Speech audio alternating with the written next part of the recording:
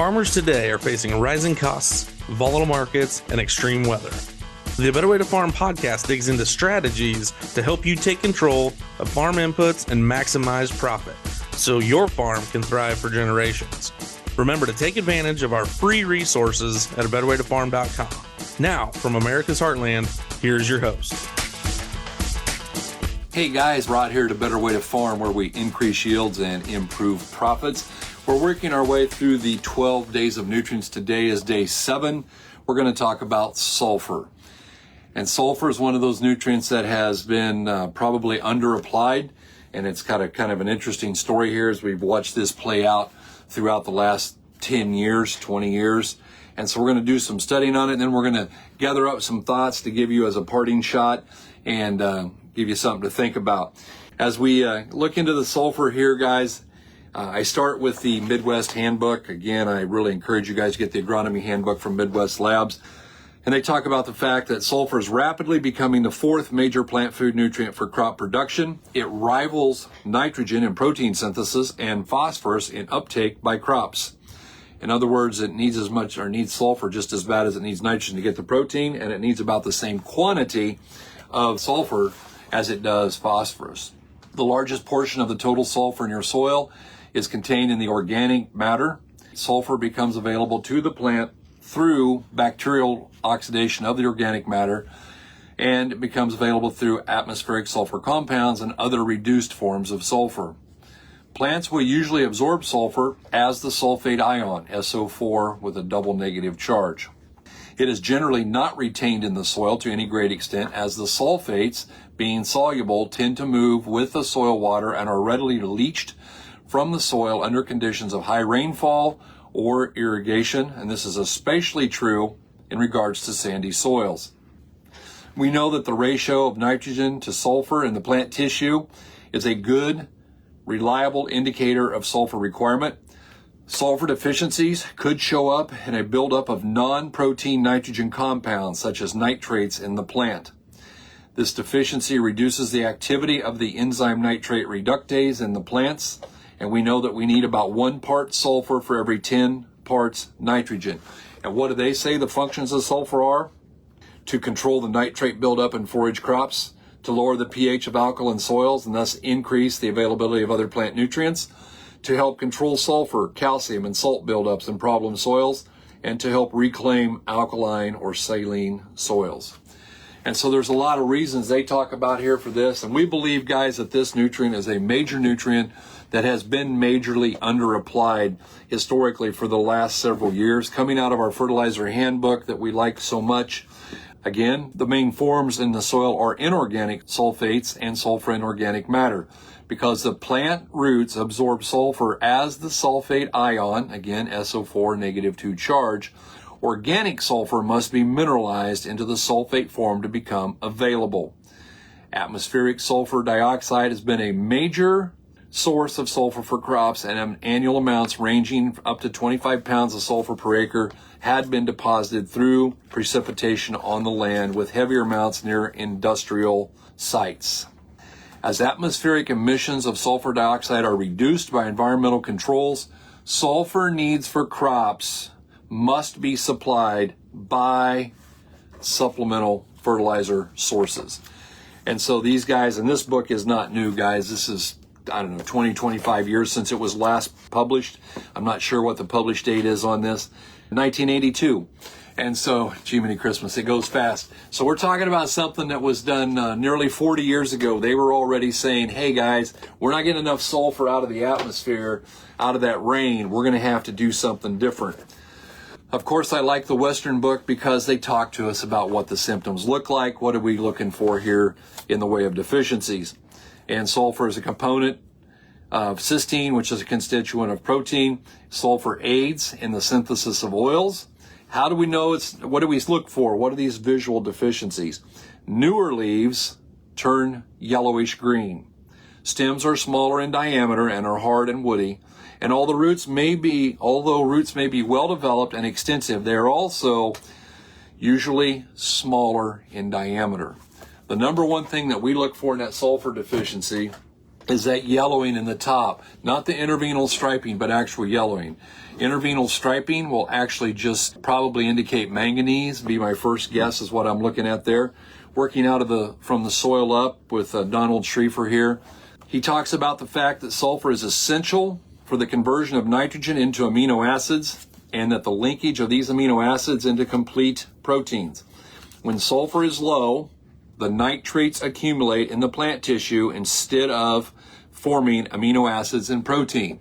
That does two things, guys. It hurts the development of the plant, but that nitrate accumulating, that's what brings about plant health issues. It's one of the things that can really hurt us there when we overuse nitrogen.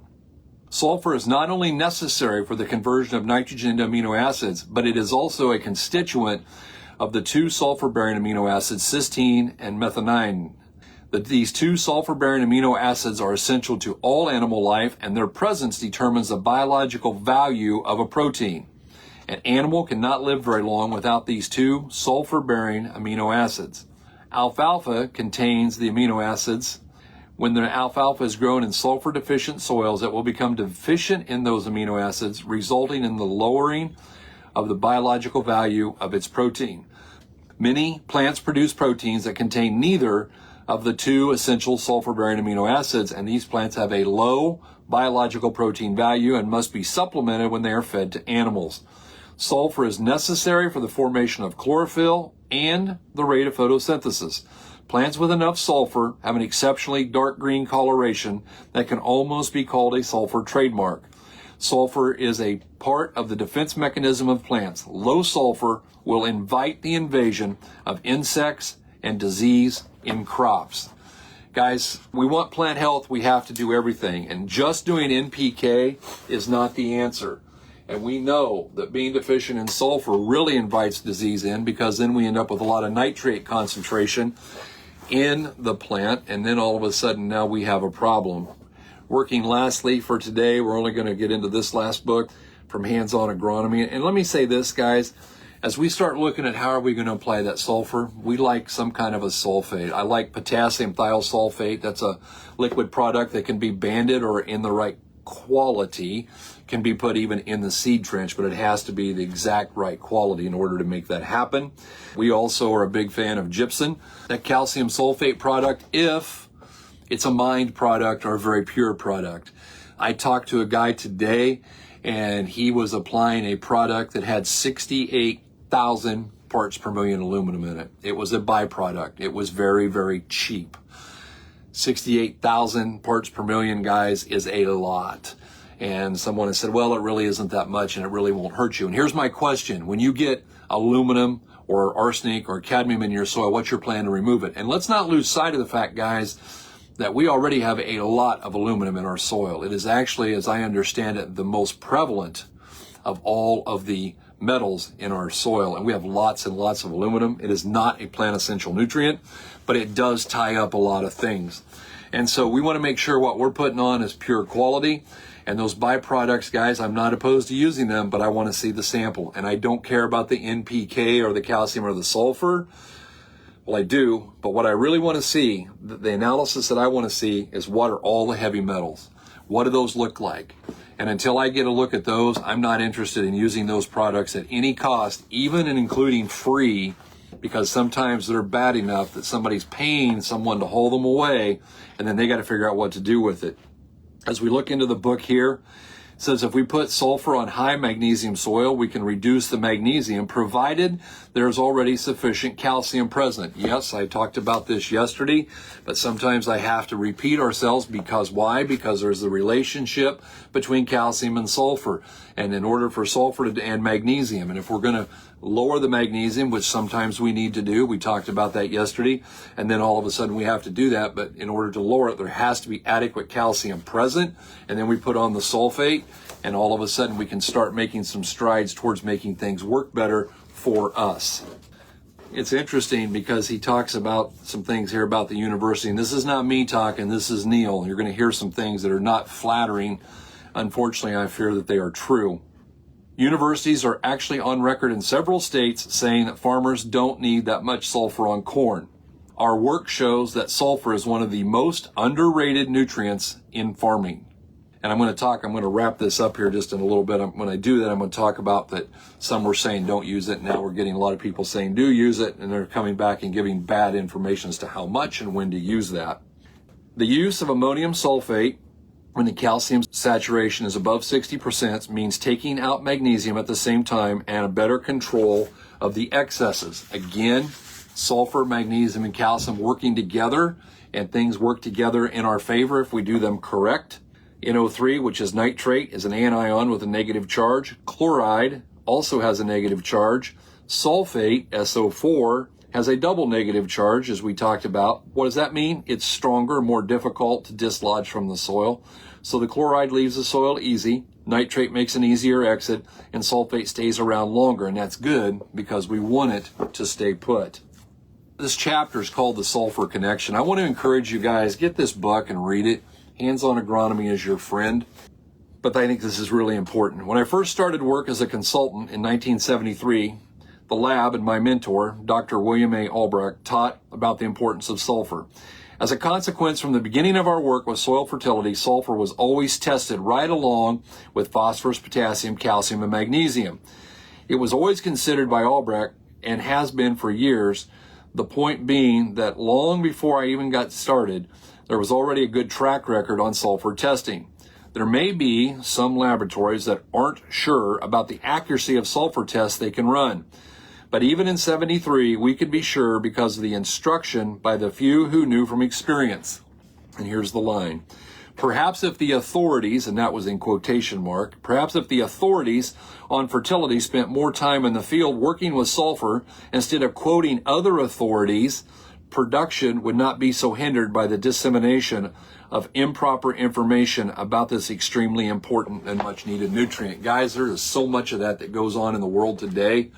We don't study anything. I quote you and you quote Fred and Fred quotes Joe and then Joe quotes me.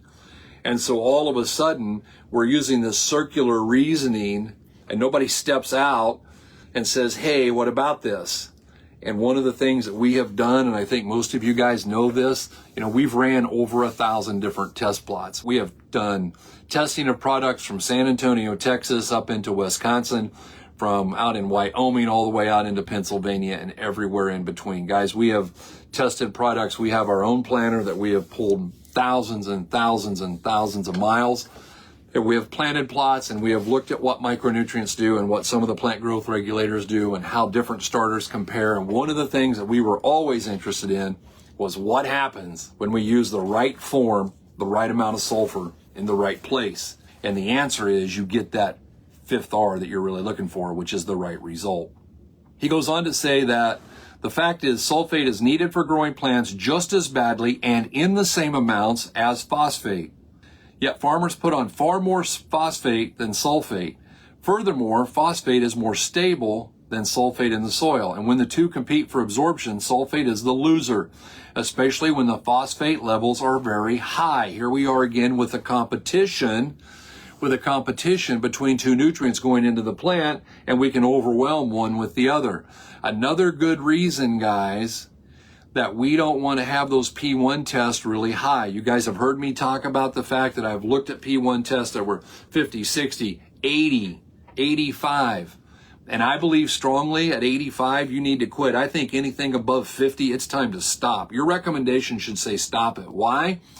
Many reasons. One, you're inducing a zinc deficiency. Two, you've got it so you can't get enough sulfur into that plant, according to him. And I believe very much that he is correct on this. So, consequently, soils are either high in phosphorus or on the receiving end of high rates of phosphate fertilizer will need more sulfur to produce as they should. Otherwise, the growers will not get their money's worth for all of the phosphate that they put on.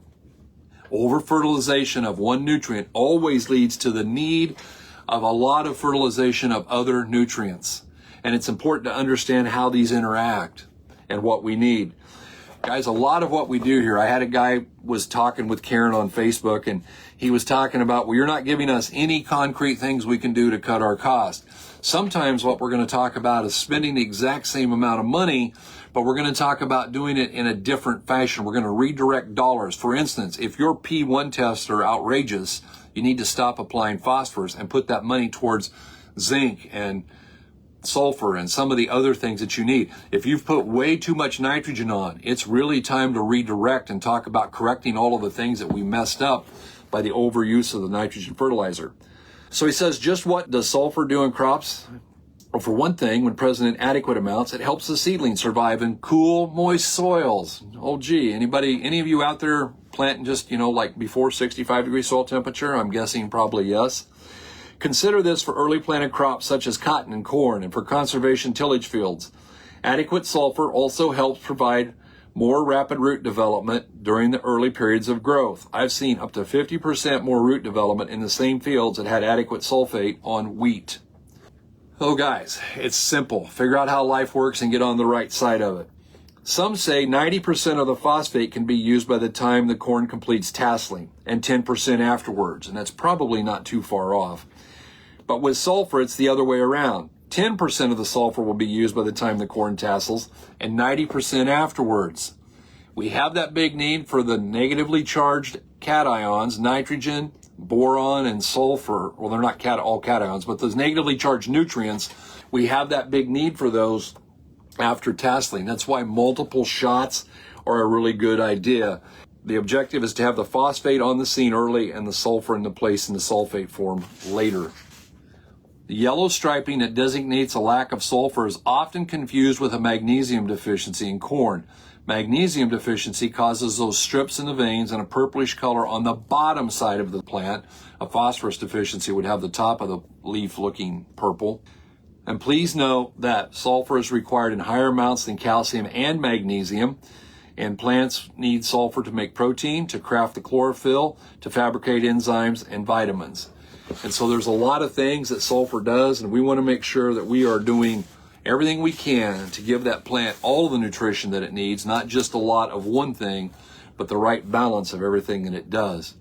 Guys, doing this is going to drive down your cost per bushel. Even if you spend the same number of dollars per bushel, but you redirect them and do the right thing, your yield will go up.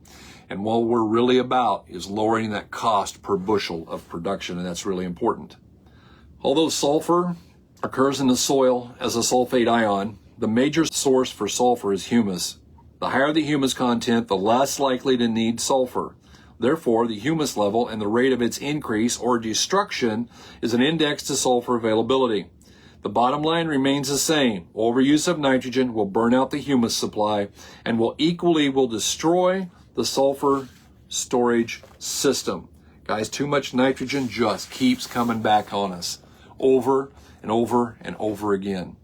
On the basis of soil analysis results, it will generally require at least 10 to 20 pounds of sulfur a year for most soils just as a maintenance.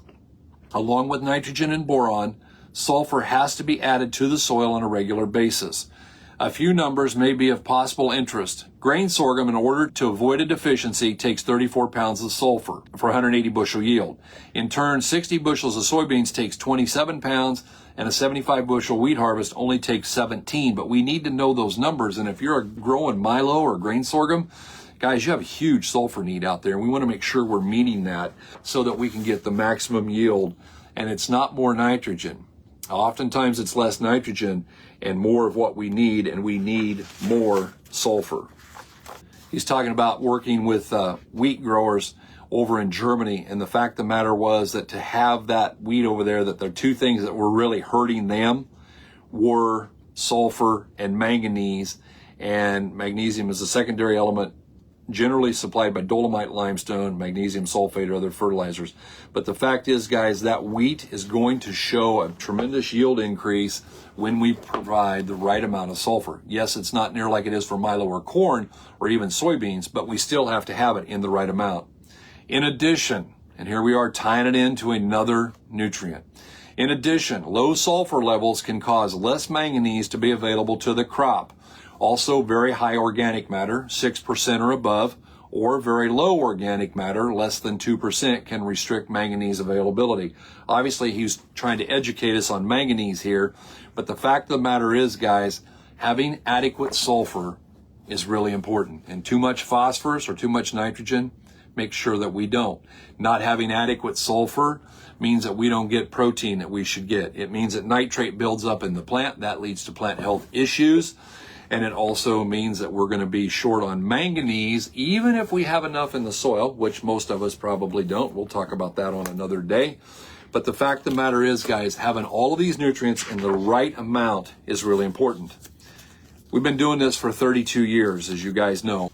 But the fact of the matter is, over those 32 years, and even 32 years ago, we were already saying we need sulfur. And the industry was saying, no, you don't, no, you don't, no, you don't.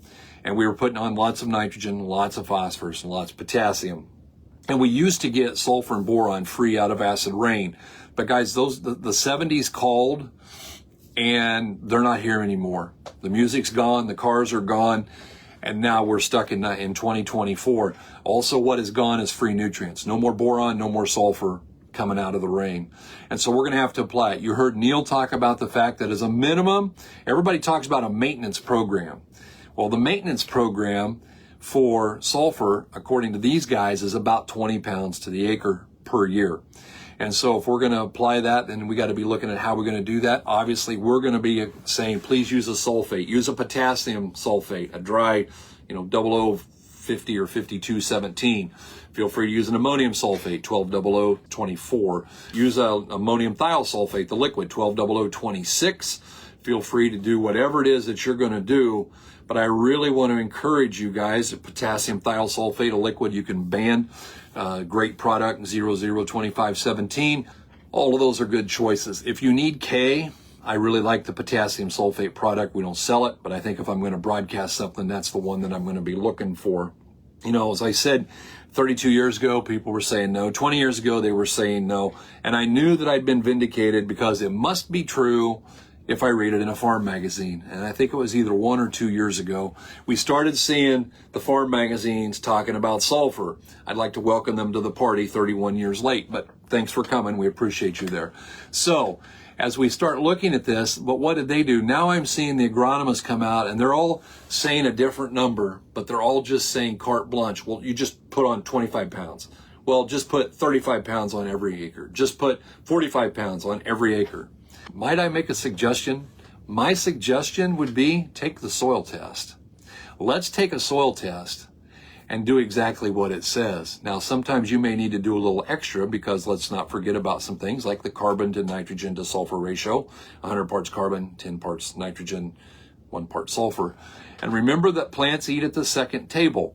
In other words, if we have a lot of residue out there that can kind of mess up our ratios, and it may take some extra because the plants are going to get to eat after the soil has all of its chemistry type reactions go through. And some of those things, high magnesium, you might end up with some magnesium sulfate that forms and never goes into the plant, but it wouldn't be a bad thing to get some of that magnesium sulfate to wash out of the soil if you have high mag levels. But we've got to really adjust for that. But guys, I get people saying, tell us how we can reduce our inputs. Soil test. Soil test, soil test, soil test. That's how you're going to save money because you're going to redirect your money. You're going to put in just exactly what you need, no more, no less, and you're going to get something back for what you apply. Guys, I just don't think that today's the day to be putting on a maintenance program because everybody defines that differently and they don't really have any science behind what they're doing except that's what everybody else is doing. And we know, peer pressure is kind of intense, especially in agriculture. We're sometimes scared to do something different. Guys, I encourage you to be different. I encourage you guys to take the soil test and to do what it says. I want to encourage everyone. Let's put everything on the table and let's review everything that we're doing and say, does it make sense? Financially, does this make sense? And if we can't figure out how to make that be a resounding yes, let's make a change. Let's do something different. All right? And so I just want to encourage you guys to do that. Feel free to reach out to us. We'd love to see you at Fundamentals of Agronomy. We'd love to work with you. We would like to talk to you guys about anything that we can to help you to reduce that cost per bushel. We look forward to talking to you again with the other days of nutrients. And from all of us here at A Better Way to Farm, we hope you're having a better day.